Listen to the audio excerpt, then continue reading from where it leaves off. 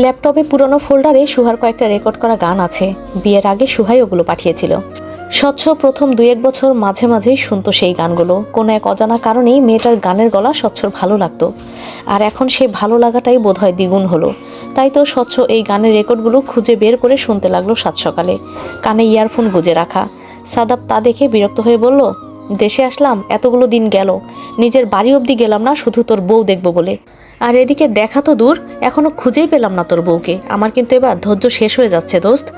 স্বচ্ছ এক কানের ইয়ারফোন খুলে মুখ কুঁচকে বলে উঠল, বউ আমার, ধৈর্য তোর কেন শেষ হয়ে যাচ্ছে? আশ্চর্য। সাদাব হতাশ স্বরে বলে, শেষ হবে না? বন্ধুর বউ দেখাতেও তো একটা ইন্টারেস্ট থাকে নাকি? তোর বউ সেই ইন্টারেস্ট দিন দিন আরো বাড়াচ্ছে। স্বচ্ছ ভাব নিয়ে বলল, স্পেশাল বউ কিনা আমার, তাই?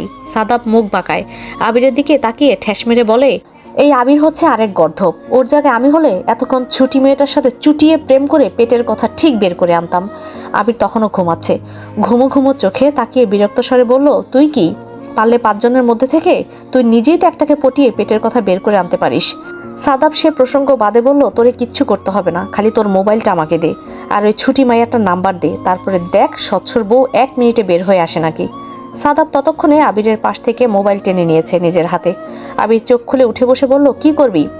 সাদাব ছুটি মেয়েটার নাম্বার খুঁজতে খুঁজতে বলল, কিছুই না, শুধু জিজ্ঞাসা করব। আবিরও বিশ্বাস করলো বন্ধুকে, ভাবলো কেবলই জিজ্ঞাস করবে, তাই তো বলল ফোন নাম্বার নেই, ওর আইডি আছে, মেসেঞ্জারে প্রায় মেসেজ দিত তো, তাই যেটাই থাকুক দে রে বাবা। আবির ফোন হাতে নিয়ে ছুটির আইডিতে গেল। এখনো ঝুলিয়ে রেখেছে মেয়েটাকে। সে কতকাল আগে ছুটি রিকোয়েস্ট দিয়েছিল, কতগুলো মেসেজও দিয়েছিল, এমনকি প্রায়শই মেসেজ দেয় ছুটি, অথচ আবির মেয়েটার থেকে ইচ্ছে করে এভাবে দূরে দূরে ছিল। একটা মেসেজের রিকোয়েস্টও রিপ্লাই দেয়নি সে। পাছে যদি নিজের দুর্বলতাটা এই পিচ্ছি মেয়ে জেনে যায়, তবে ছুটির আইডিটা পাবলিকলি থাকাতে সে রোজই স্টক করত। রোজ মেয়েটার সোশ্যাল মিডিয়া সব অ্যাক্টিভিটি ফলো করত, অথচ রিকোয়েস্ট অ্যাকসেপ্ট করলো না আজও। মেসেজ রিকোয়েস্টে পাঠানো অসংখ্য মেসেজগুলো রোজ রোজ পড়তো, অথচ রিপ্লাই করতো না। আবির মনে মনে হাসে। আইডিটা এনে সাদাবের হাতে দিতেই সাদাব দ্রুত হাতে কিছু টাইপ করতে করতে বলল, হাই হাই, এই মেয়ে তো দেখি মেসেজ রিকোয়েস্টে ঝুলে আছে, কতগুলো মেসেজ দিল রে, কাহিনী কি মামা? আবির একটু ভদ্র ছেলে, সরাসরি বন্ধুদের সামনে ভেতরের ভালোবাসার কথাটা বলতে পারলো না, বরং চাপা গলায় বলল, কাহিনী কিছুই না। ততক্ষণে সাদাব মেসেজ সেন্ড করে দিয়েছে। আবির ঝুঁকে দেখলো মেসেজে লেখা আছে, ছুটি, তোকে একটা কথা বলবো বলবো করে বলা হয়ে ওঠেনি রে এতকাল, কিন্তু এতদিন পর তোকে দেখে মনে হচ্ছে বলে দেওয়া উচিত। তুই কি শুনবি কথাটা? আবির চোখ গোল গোল করে তাকায়, দ্রুত বন্ধুর হাত থেকে মোবাইলটা কেড়ে নেয়। ততক্ষণে ছুটি রিপ্লাই দিয়েছে। এতদিন পর রিপ্লাই দিলেন আবির ভাই? কতগুলো দিন ঝুলে আছে আমার রিকোয়েস্ট, না পেরে মেসেঞ্জারে এত এত মেসেজ করলাম, আপনি একটারও রিপ্লাই দেননি। আমি তো ভেবেছিলাম আপনি আমাকে চিনতেই পারেননি। আবির সঙ্গে সঙ্গে মেসেজের রিপ্লাই পেয়ে কপাল কুঁচকে তাকালো, লিখলো, মেসেজ দেওয়ার সাথে সাথে রিপ্লাই আসলো কেন? সারাদিন পড়ালেখা না করে অনলাইনে পড়ে থাকিস? না না, পড়ছিলামই।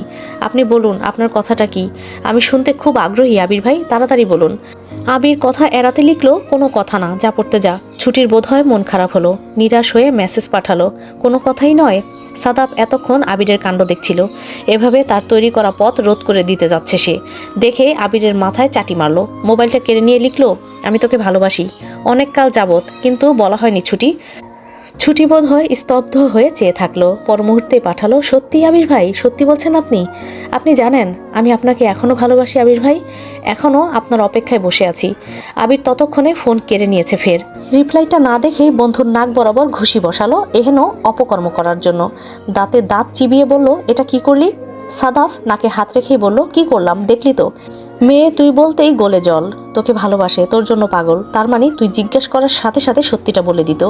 আবির রেগে আছে, রাগে কপাল কুঁচকে বলল, আমি আহাম্মক, ও যে আমায় ভালোবাসে তা আমি আগে থেকে জানি না? বাচ্চা মেয়ে একটা, ওর অনুভূতিকে ব্যবহার করব আমি? সাদাব মুখ কেমন করে বলল, বিপদে পড়লে করতে হয়, পরে বুঝিয়ে বলবো না হয় মেয়েটাকে। আবির বলল, তাও করব না, আমি ওকে কষ্ট দেওয়াতে নেই, এরপর থেকে ফোন ধরবি না আমার আর। সাদাব এবার রাগ দেখালো, সামান্য একটা মেয়ের জন্য তার বন্ধু এমন আচরণ করবে মানতে পারলো না। রাগে দাঁতে দাঁত চিবিয়ে বলল, 1000বার ধরবো শালা, তোর ওই ছুটিকে তুই সেজে পটাবো, এবং স্বচ্ছর বউকেও বের করব, দেখে নিস। আবির রেগে ফোঁসফোঁস করে। ছুটির বাসা আর তার বাসা পাশাপাশি ছিল, যার দরুন সবসময় দেখা হতো একটা সময়ে। বাচ্চা একটা মেয়ে, এককালে ড্যাব ড্যাব করে চেয়ে থাকতো তার দিকে। তারপর যখন মেয়েটা কিশোরীকালের অনুভূতি বুঝে উঠল, তারপর থেকেই শুরু হয় জ্বালাতন। আবিরকে কতভাবে বুঝাতো যে সে তাকে ভালোবাসে, অথচ আবির পাত্তা দিত না। এইটুকু মেয়ের অনুভূতিকে বিন্দু পরিমাণ পাত্তা না দিয়ে সেই স্কলারশিপ নিয়ে পাড়ি জমিয়েছিল দেশের বাইরে। তারপর মেয়েটার আপডেট পাওয়া যেত কাজিনদের মাধ্যমে। একটা সময় পর মেয়েটা বাসা ছেড়ে আসলে তাও আর হয়ে ওঠে না।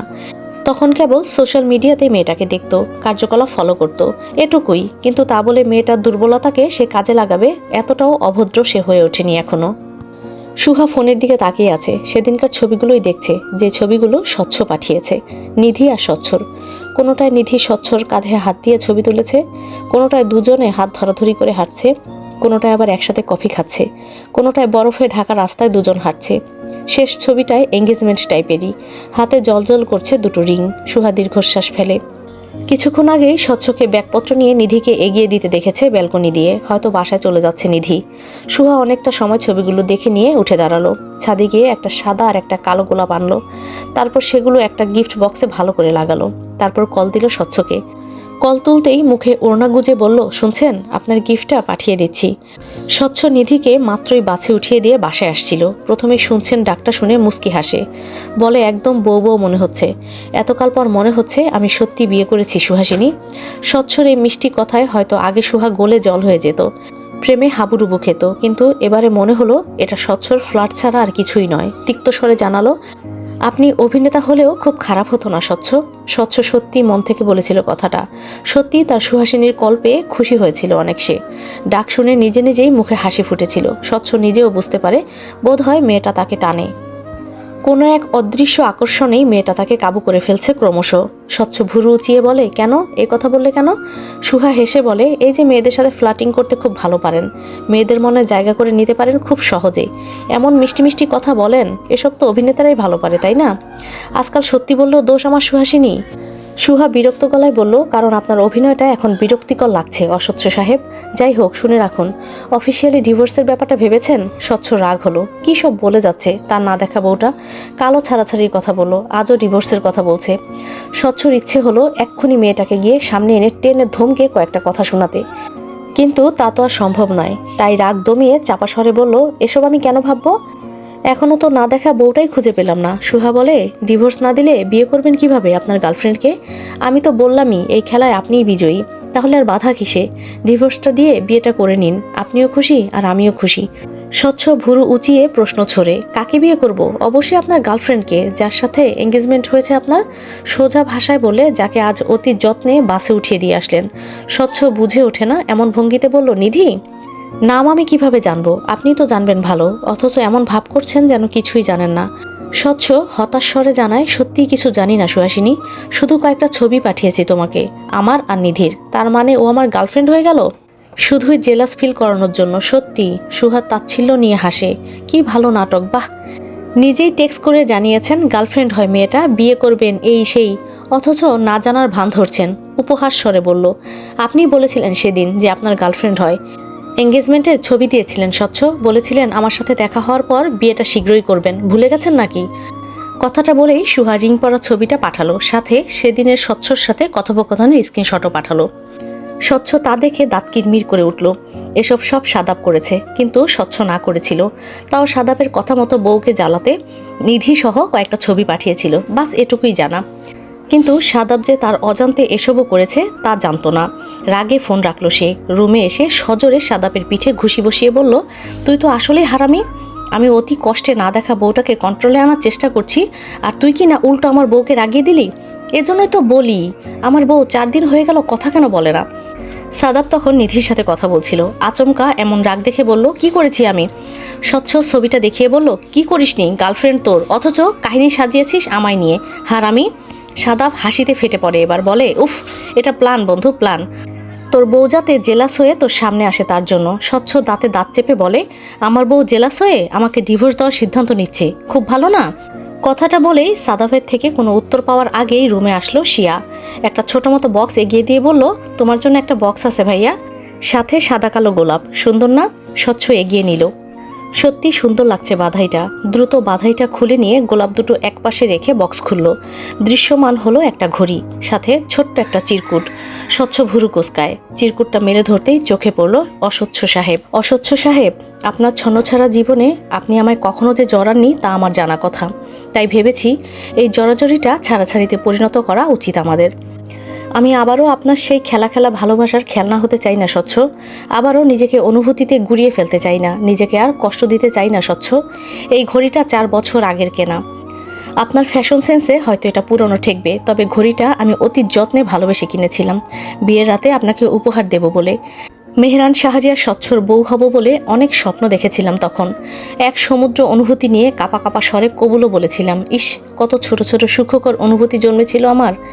কে জানতো আপনি আমাকে এভাবে ঠকাবেন। যাই হোক, এই ঘড়িটা দেওয়ার কোনো উদ্দেশ্য নেই, শুধু আপনার উদ্দেশ্যেই কেনা হয়েছিল বলে আপনাকে পাঠিয়ে দিয়েছি। আর শুনুন, আপনি মানুষটা বরাবরই ছন্নছাড়া। আমায় নিয়ে কখনো সিরিয়াসলি ভাববেন, এই বিষয়টা ভাবাই বোকামি আমার জন্য। সে কারণে ভাবলাম বিচ্ছেদ টানাই উচিত আমাদের।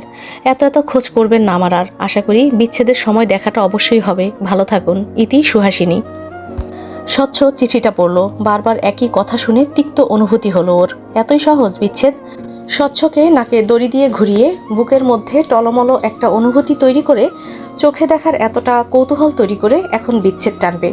স্বচ্ছতা হতে দেবে? স্বচ্ছ একটা বাঁকা হাসি টানে। তারপর ঘড়িটা দেখলো অনেকটা সময় নিয়ে। বাম হাতে ঘড়িটা পরে অনেকটা সময় তাকিয়ে থাকলো এক দৃষ্টিতে। বিনা কারণেই তার কাছে ঘড়িটা বেশ সুন্দর মনে হচ্ছে। বিনা কারণেই ঘড়িটা তার হাতে বেশ মানানসইও হলো। ঠোঁট ভিজিয়ে আবিরা সাদাবকে বলল, ঘড়িটা কেমন রে, কেমন মানাচ্ছে? সাদাব দেখলো, এক ঝাপটায় ঘড়িটা খুলে নিয়ে নিজের কাছে নেওয়ার চেষ্টা করলো। কোন মেয়ে আবার খুশির ঠেলায় তোরে ঘড়ি পাঠালো? এদিকে দে, আমার হাতে পরে দেখি। স্বচ্ছ হাত থেকে কেড়ে নিয়ে দিল না ঘড়িটা। বলল, তোকে দেওয়া যাবে না, এটা খালি আমার। সাদাব বলল, তোর মানেই তো আমার। স্বচ্ছ সরিয়ে নেয় ঘড়িটা, অন্য পাশে হাত সরিয়ে বলে, না, এটা আমার মানি, এটা কেবল আমারই। বউ কেবল আমার, বউয়ের গিফটও কেবল আমারই। সাদাব বুঝলো ঘড়িটা স্বচ্ছর বউ পাঠিয়েছে। অপমানে ঠোঁট উল্টে বলল, আজ বিবাহিত নই বলে অপমান করলি।